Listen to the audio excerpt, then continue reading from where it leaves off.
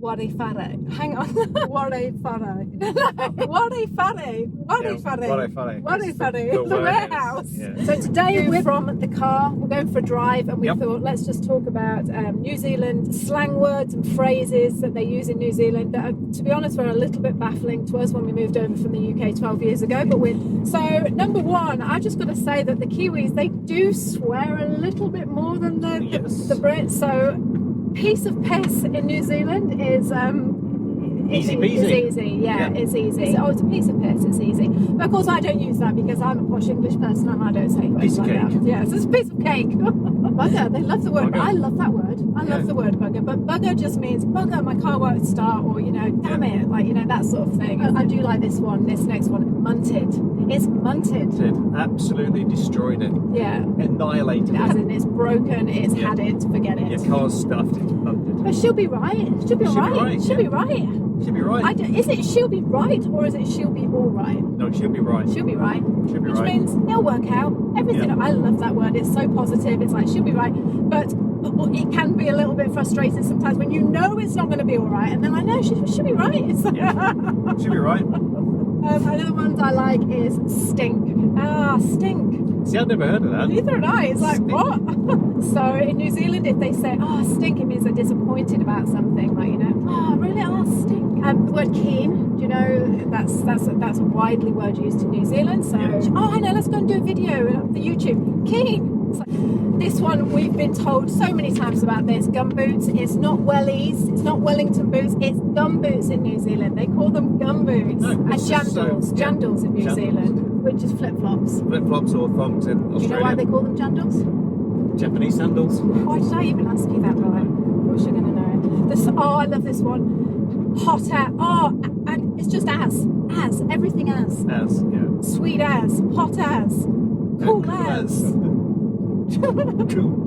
Pissed as. It's just like everything. They just put an as on the end of it. It just makes it more, it's even more. Sweet as. So choice, that's another one, is like, it's sort of like saying something is awesome or fabulous or brilliant. Choice. Like, I've got free tickets for the game. Choice. I'll tell you what our kids started saying from a very young age, like egg. But they don't say egg in New Zealand, they say ig. Ig. And they go, you're such an ig. It's like, what? What did he just say? You're an ig. And I said to the kids, what's that mean? It's like, you're an idiot. You silly Billy. Heaps of roadworks. Yep. All good. All good. And they also say all goods, which is a little bit confusing. And another one, bro. Sweet as bro. Yeah, Zealand. Everyone is bro. It's just. Yeah, they do. Although, in saying that, Sonny got told off at work the other day by his employer who works in like a music shop, and he got told off because his employer said to him, you know, bro, there's a time and a place for calling people bro, and you don't call customers bro. So there you go. When someone doesn't believe what you're saying, they're like, yeah, right, as if that's going to happen. Like, yeah, right. He said that to him in the piano shop. So yeah, right is just yeah, right. So I was working for someone, and she, you're asking this question. Do you think it'd be okay if I do this? And she'd be like, yeah, nah. Yeah, nah. So that's another New Zealand phrase that they use a lot is yeah, nah. Yeah, Which means no. But someone did say to me once, no, it doesn't mean no, it just means they're considering it. And I was like, hang on, does it mean yes, no, or what? So they sort of say, yeah, nah, but I think it just means no. It just kind of been with them because they end up with no, and it's like, what? No. Yeah. No. Another word that New Zealanders use a lot is mean. Your dad's mean as, and that doesn't necessarily mean like we thought it meant like he was mean, he was cruel. So like, my dad's that's mean as, and it's like I thought that's what it meant. It just means great, brilliant, fantastic. Yeah. Okay, hiding. I love this word because my mum used to say it to me all the time in the 1970s. Your dad's going to give you a hiding when you get home, and he'd be like, oh no. Straight up. It's meaning honestly, really? You telling the truth straight up? This next one really confused me. How's it? Yeah. And now we've been here for so long and it's just like so normal. It just means, how is it? How's it going? You'll be walking along the road, you'll see someone, how's it? Yeah. How's it? Yeah. When I first moved to New Zealand, there was an American girl who lived in the village, and in England we always say, you all right? Don't you? You see someone, you're like, hiya, you all right? Yeah. And she said to me, Liz, can I ask you, why do you keep asking me if I'm all right? yes, I'm all right. And I'm like, oh no, it doesn't mean that. But now, of course, I can just go, how's it? You know, like, how's it? Crook. I still don't really know what this one means, but it means ill. Ill, yeah. But why? Oh, what does it mean? Is Crooked. it like, Crook. yeah. People just phone up and say, I'm not coming in today, I'm crook. Right, okay. Crook house. Chocker. The word chocker. Yeah. I like this one. I like it because it just means lots of, like, it's chocker. Chocker. It's packed, it's chocker. Yeah. Here's one that I'd never ever heard of before I came to New Zealand. Shifted, which means if a New Zealander says to you, oh, they've shifted up north, it means they've moved house, they've gone, like, you know, they've shifted. Yeah, whereas we would just say, oh, they've moved. The Māori language is widely used in New Zealand, but some Māori words that are used throughout New Zealand on a regular basis are kia ora, which is the New Zealand greeting for hello and welcome, kia ora.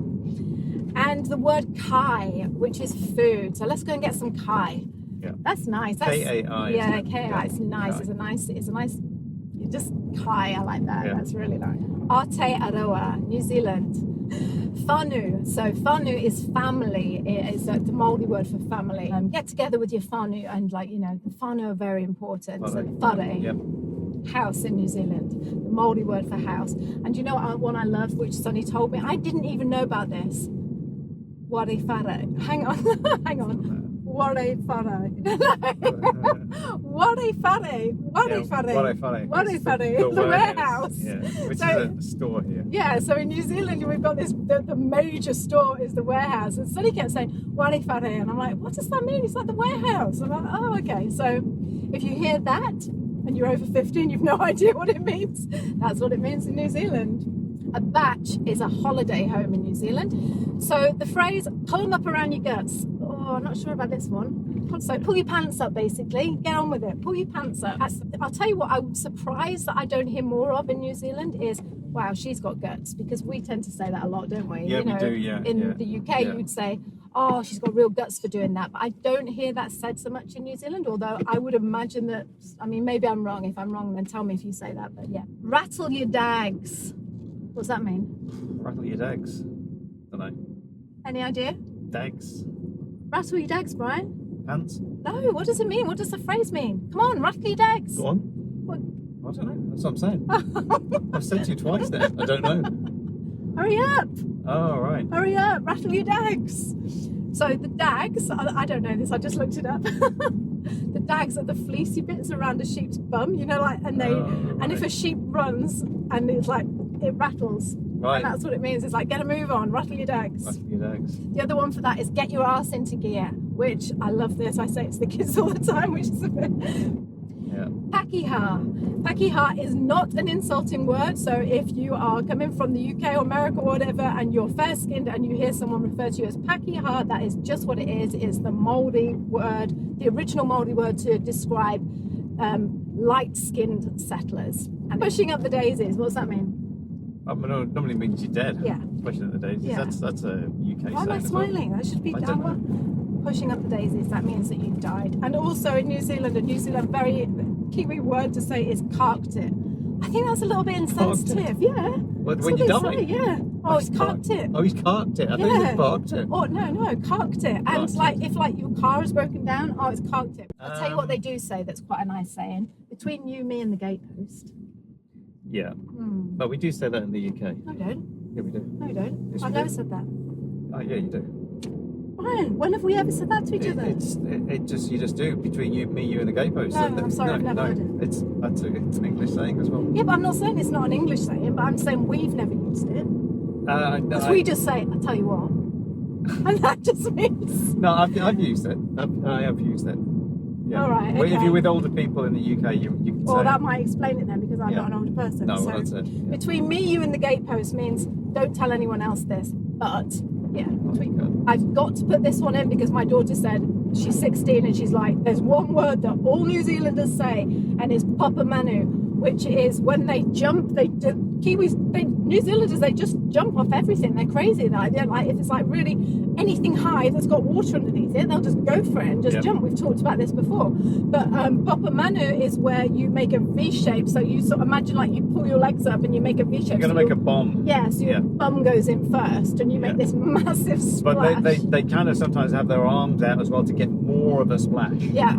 Just to make it even more crazy. So yeah, it's like a V-bomb, Papa Manu. So if you come into New Zealand and you hear that, and that's what that means. Yeah, it's good because they're going to say, oh, you're Manu, man. Yeah. They go, that was me doing New Zealand. That was pretty good. I thought that sounded South African. No, that was really... So what would you say was the ultimate New Zealand word or phrase that if you had to describe New Zealand in one word, what would it be? Chur. Oh, chur, we haven't even said chur. Oh, I love chur. Yeah, chur. Chur. Chur. Chur. Chur. It's just, yeah, good on you. Chur. Chur, bro, that's it. Or just chur, chur. So, yeah, if I was to use one word to describe New Zealand, the way New Zealanders speak, the word, it would have to be sweet as. Sweet as, yeah. No, sweet as. Yeah. It's my choice. You've already said yours. Right. Yours was chur. So mine would be sweet as. And, that just, I think, just sums up New Zealand. It's like, yeah, it'll be fine, sweet as. So I hope you've enjoyed this short drive and talking about New Zealand slang words and phrases that you can expect to hear when you come to New Zealand. And yeah, we'll speak to you next time. Yep, go steady, kia kaha. We didn't say that. Stay strong.